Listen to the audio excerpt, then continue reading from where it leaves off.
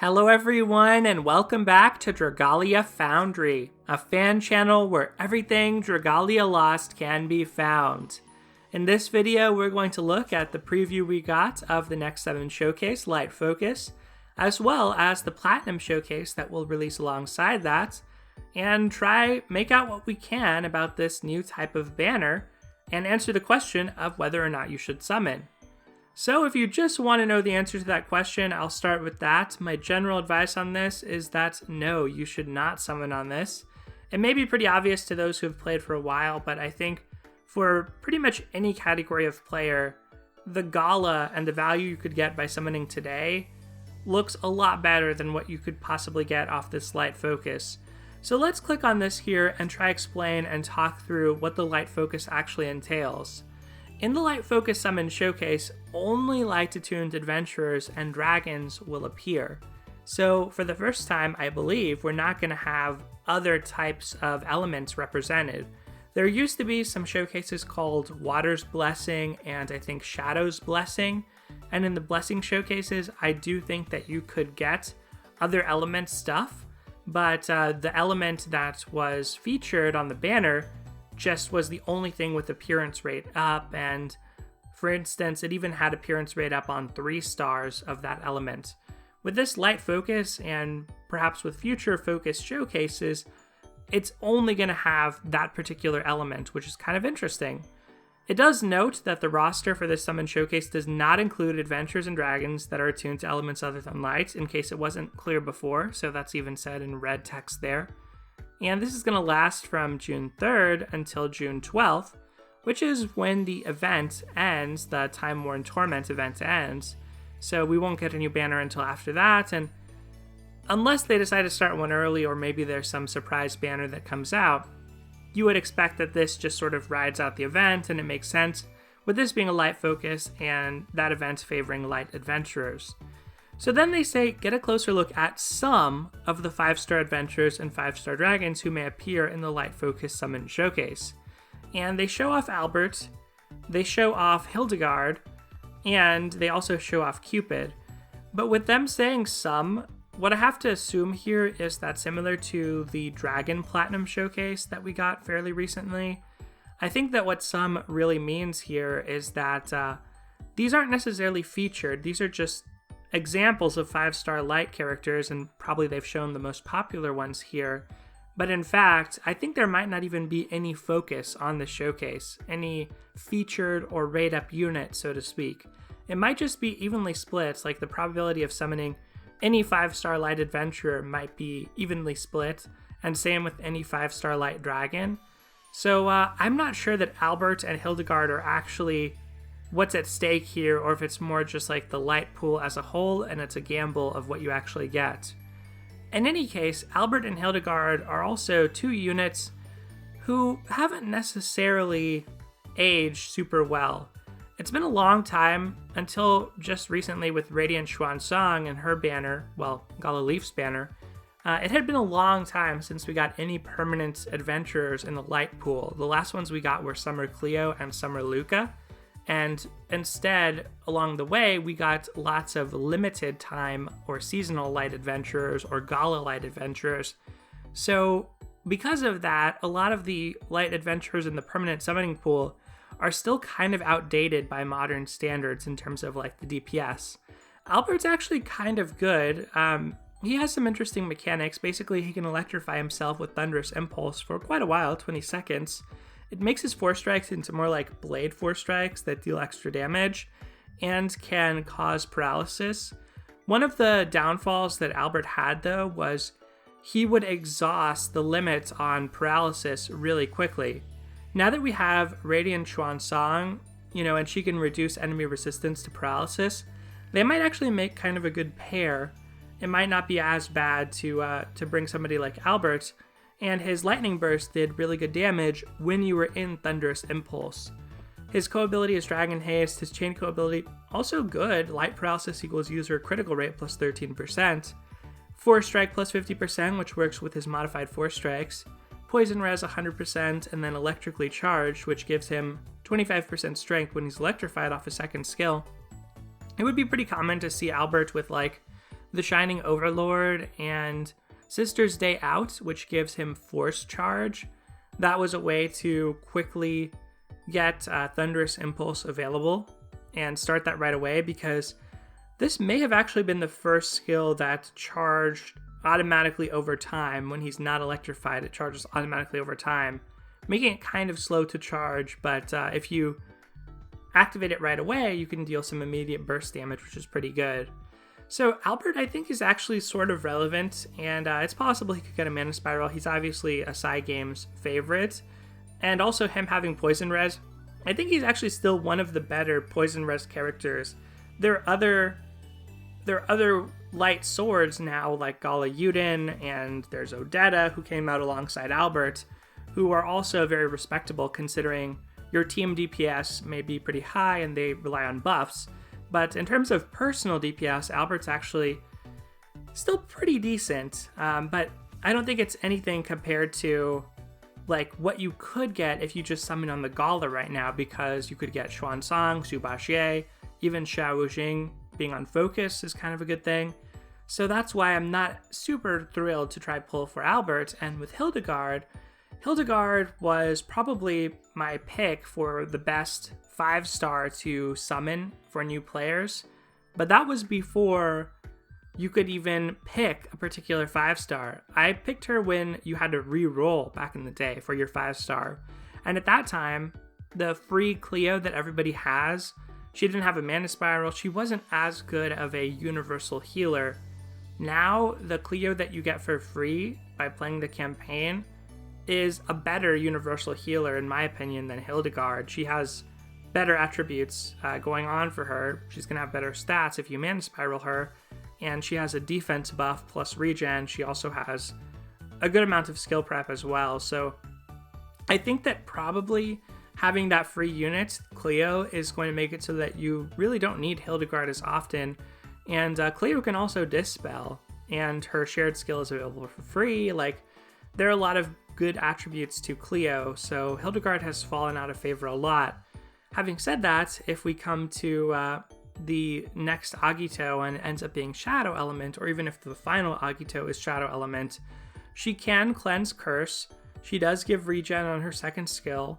She is an old light character, meaning she may get a Mana Spiral. I wouldn't necessarily say it's guaranteed. I think Julieta probably needs it more than Hildegard, and we've seen that old characters who were solid didn't always get Mana Spirals, like Mikoto did not get one. So she might not even get one, but just by virtue of being able to remove Curse, if the fight relies on both Poison and Curse, and you want to bring Poison DPS like Xuansang or like Albert, then maybe you do need a Hildegard to actually heal and remove Curse.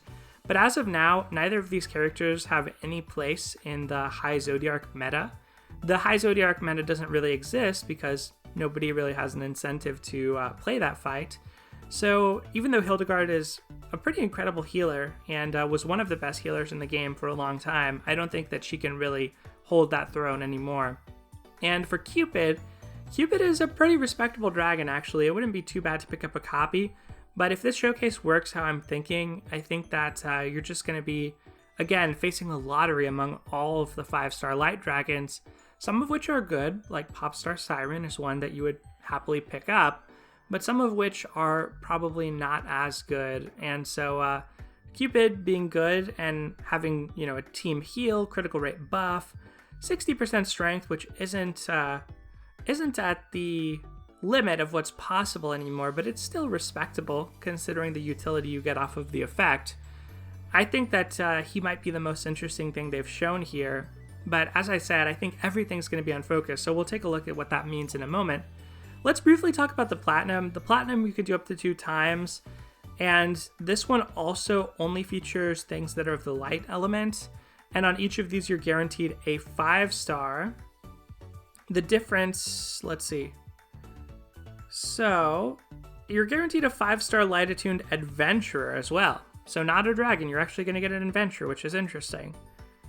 But you can do it up to 2 times, so what could happen, you're not guaranteed to get something that's not a dupe of what you already have. So you could end up getting something twice in a row, or both of your pulls could be something you already have. I have to assume that Zhubaxie and not Xiaoxing, but Xuansang would be available on this. I mean, I think Xiaoxing will be as a 4-star, but obviously he won't take up your 5-star slot. But those are brand new light units. I think they would appear on this and be eligible for this. So hopefully they are.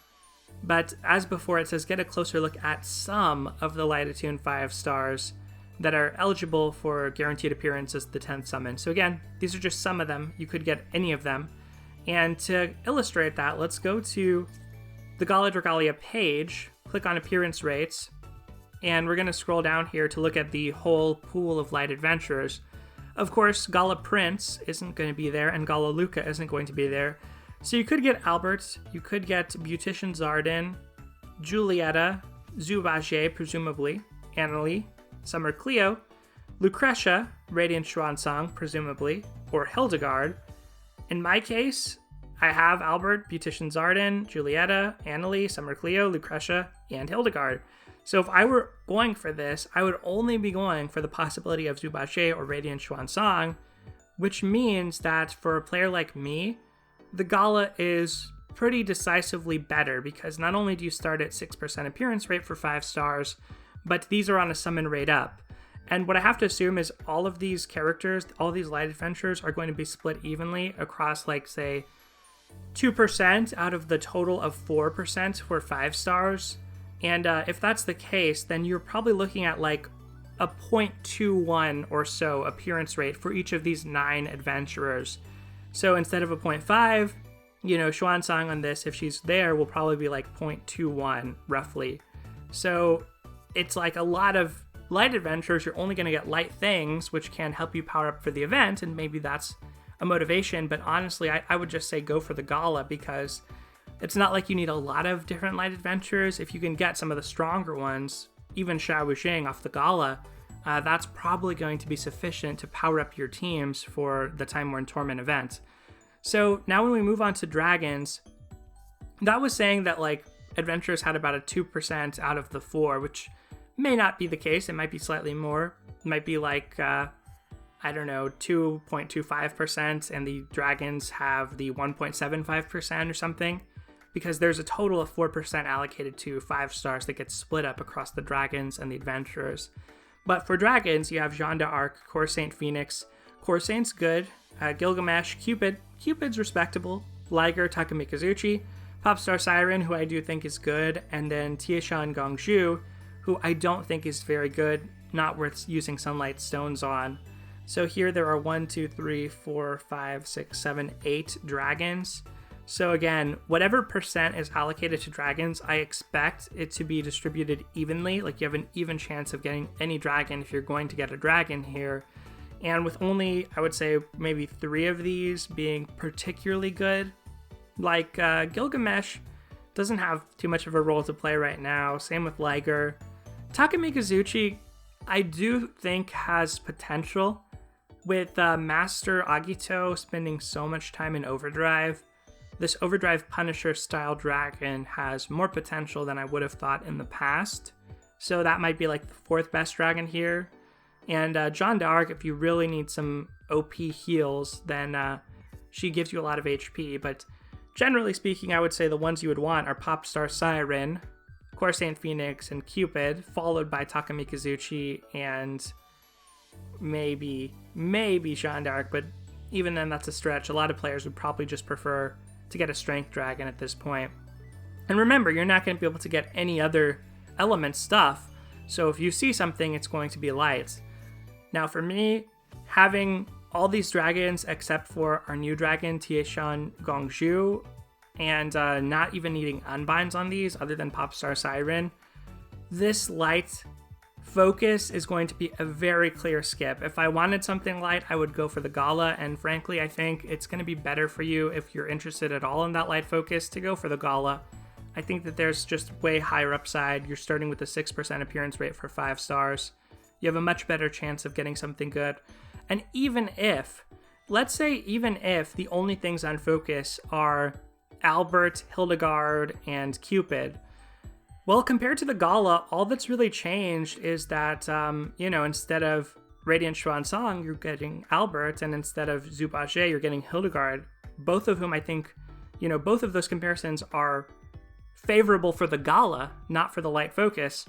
And likewise, Cupid may be better than Tieshan Gongxiu, but really, neither of them are probably good investments for stones right now. You could make the case that Cupid is, but I would say probably neither of them, with the possibility of a Daikokuten rerun happening one day. So with 4 stars, you do get some nice 4 stars here. If you want to pick up 4-star light adventurers, maybe. And the way I look at these showcases, I know players kind of see them as filler. I see them as more of a catch-up showcase where if you haven't been playing as long, you don't have as deep of a bench of 5 and 4-star light adventurers. So there's some merit to it compared to the Gala, which is totally random. At least everything's light. But I really think they would have had to introduce some extra incentives here to actually make this worthwhile. Like if they gave you a light tome every tenfold that you did, one of the tomes that lets you unlock shared skills, that could be interesting. Or if they made it more like a prize showcase, which we had last December, where you would randomly get things like Champion's Testaments or Damascus Crystals or Sunlight Ore as you summoned, then that could be kind of interesting. But as things stand, I really think you're probably better off summoning on the Gala if you're at all interested in the light focus. And if you don't have any of the past light characters, maybe you consider the Platinum if you really want to spend money on the game and show it some support. But just with the Dragon Special Platinum, I think your Diamante is better spent on things like Dream Summons, where you get to actually select and pick a specific adventurer. One last thing I want to mention for this video as relates to the Gala, since I saw a lot of confusion about this, these other adventurers being on focus, and this being the case for future Galas, like all future Galas are going to potentially have other characters on focus, that does not diminish your chance of getting Gala Leaf. The Gala adventurer that's on focus has always had a 0.5% chance. So it's not like this particular Gala was harder to obtain Leaf than in past Galas, or that it was harder to obtain Leaf than it was to obtain past Gala characters on their banners, is what I'm trying to say. So be careful, don't get confused by that. In Dragalia Lost, having other things on focus does not hurt you from obtaining one of the focus characters. There was a lot of misinformation about this during the Monster Hunter event, and I believe that's why people were angry that Heinwald and Cupid, there were other things that weren't Monster Hunter on focus, and people were getting upset that they were getting pity broken by those. But remember, your focus character has the same appearance rate. That does not affect your chance of getting the focus character at all. More likely than not, what's happening is that you just maybe don't realize that these focus characters are super hard to target and snipe in this game. And even for a Gala, if you did 500 summons and went for Gala Leaf, let's say, you have a 93% chance of getting him within 500 summons. So unless you're going into this with 500 summons, and then, you can be legitimately upset that you were in the 7% category, which, still isn't too far from 1 in 10 people. But yeah, just keep in mind that if you're seeing these adventurers, it's probably due to your small sample size. And they're not stealing away chance from Gala Leaf. You're just maybe not getting lucky and getting Gala Leaf, but even if these weren't on focus, this hide-in rate would just be distributed across all of the other off-focus things. And what that means is that you would just be getting pity broken by random stuff as opposed to getting pity broken by these. This is actually a really good change for the Gala, for people who, like me, don't want to get random stuff because I have so much of this old stuff. And for newer players, it means that you actually are getting higher value units a lot of the times because the newer designed units tend to be much stronger than units we've had since the beginning of the game. So I do want to clarify that. I saw even some websites that had that information and were kind of saying that Gala Leaf is harder to get than he would have been otherwise because of these other characters. That is not the case. And it does work like that in other gachas, so I can see why people would get confused, but it doesn't work like that in Dragalia Lost. So anyway, that's just a little bit of an alert so that you're aware of that. But that is going to do it for this video, everyone. I think we've discussed the light focus at length. I would recommend you probably want to skip this. We'll see. As always, go over here, check the appearance rates, confirm my theory, or debunk it that everything on light has an equal chance of appearing as your 5-star. And maybe it will be just Albert and Hildegard, and if you really love those characters, maybe then you want to summon, but you always want to look here to be as informed as possible, make a good decision. But anyway, everyone, that is going to do it for today. Let me know what you think about these light focus and elemental focus banners in the comments below. I think as a player who's been around for a long time, it's a pretty easy skip. And even for a new player, I think the Gala right now presents a much better value. So I wonder what would they need to do to actually make these worth it. And like I said, I think it's maybe elemental tomes or some other types of prizes. Let me know what you think about that in the comments below. But otherwise, everyone, thank you as always for watching. Take care, and I'll see you next time.